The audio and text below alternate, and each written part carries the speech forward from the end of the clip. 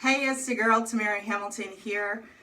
I blog about the business of beauty, and I'm going to go ahead and get this makeup off. I'm actually steaming my face now, so we're going to go ahead and start getting this makeup off and go through some of my nighttime skincare routine. It's end of day, so I just want to kind of bring you a little bit of my end of day thoughts and just see what I can do to kind of help you out here.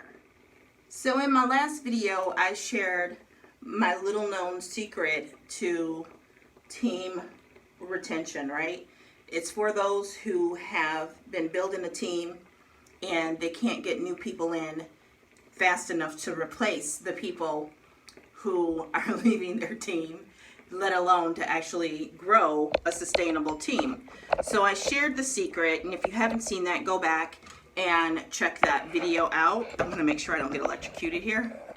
It's really kind of important because I need to wet my towel. So if you haven't seen that video, go ahead and check that video out. I think it will shock you what that secret is. So in this video, I want to share some additional tips on how to actually retain your team, right? How to retain your team. And in that video, it was the little known secret, right? In this video, I'm going to share the top secret to retaining your team, okay? And just to give you some background, I've got corporate experience. I've been building teams outside of corporate for 7 years, and my corporate experience spans over 22 years. And I was in leadership and management pretty much straight out of college. And I actually had some leadership roles when I was even in high school working at McDonald's. I was actually a crew chief, right? Not crew chief, a crew trainer, right? I've been training, a lot of years of training experience, okay? So here's the thing, when you are building a team, you have to love on your team, right? And you have to do it sincerely. You have to do it with your whole heart. You have to love people, their flaws and all. You have to cheer people on. You've really got to grow, because sometimes that is challenging. Let me tell you, I've had to do a lot of personal development over the years to love people, even when you don't want to, just like a spouse, right? Just like a significant other, just like your children. There are times when it's like, I love you, but I don't like you, right? And you also have to be able to have those tough conversations with them, but do it with love. And that oftentimes takes a lot of you. It takes a lot of development for you to be able to do that, because it's not always the easiest thing in the world, because these people are more than just a paycheck. They are more than an income, right? You have to see them as individuals, and you have to understand person A may have different needs than person B from you, and you have to be able to adjust accordingly. For example, I am a very dominant red personality. That makes me very difficult to coach, by the way.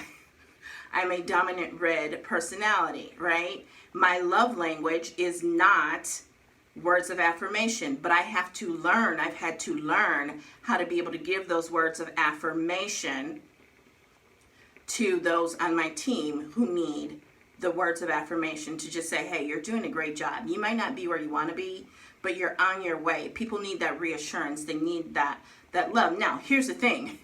You can't do that all day, every day, or you're not going to be in business long, right? So you have to have the ability to teach this same thing to your own team as well, because it's just like in corporate America. People do not leave companies. They do not leave products any more than they don't join companies and they don't join products. They join you, and they will leave you just like they joined you if you're not doing your job and you're not leading and you're not showing, hint, hint, like we talked about in the previous video. People will, in fact, leave you. And so if you are having a hard time retaining people, you are going to have to do some look in the mirror. Are you still hungry?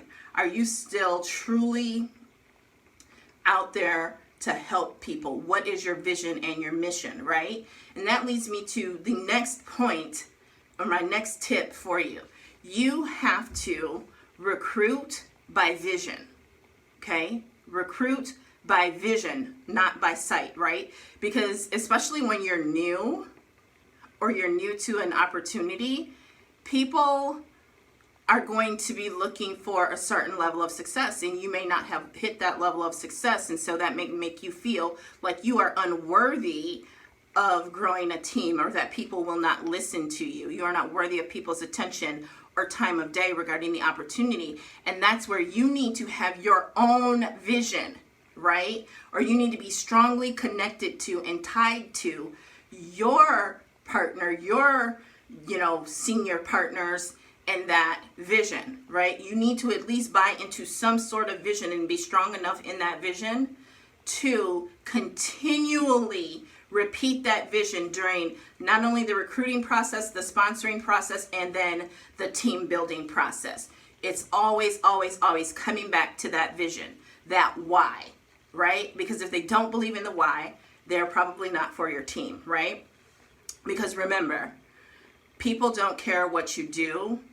They care why you do it. That comes from Simon Sinek and the Golden Circle. So you need to continually be reassessing and repeating that why, okay? So those are my 2 tips. I'm gonna go ahead and get my handy dandy mask on for the night. It's the Acqua Boost. I'm so excited. This is my favorite of all the 7 masks. I'm gonna put everything below in the comments on where you can find me, put information on getting these masks or any of the skincare if you're interested in that. If not, not a big deal. And I will see you in the next video. By the way, don't forget to give a like, subscribe, and comment, and turn on those notifications. Talk to you later. Bye.